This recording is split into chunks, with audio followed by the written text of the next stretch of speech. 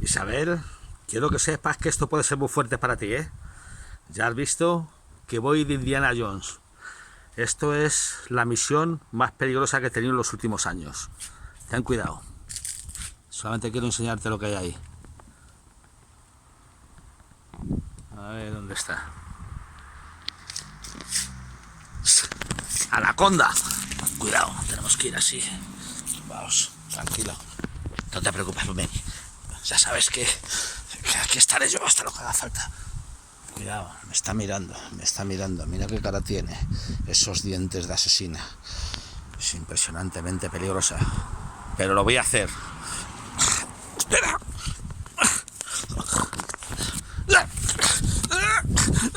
¡Me muerde el caput!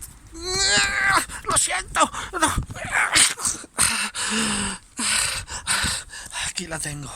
Aquí la tengo. Te la brindo. Llámame de ahora en adelante. Abuelo torero, aquí la tienes. Mira, no sé si la estás viendo. A ver si puedo cazar algo más, pero estoy extenuado. No sé qué hacer, de verdad. Indiana Jones forever. Un beso, Isabel Cristina. Lo he pasado muy mal. Voy a ver si me como los macarrones. Adiós, chiqui.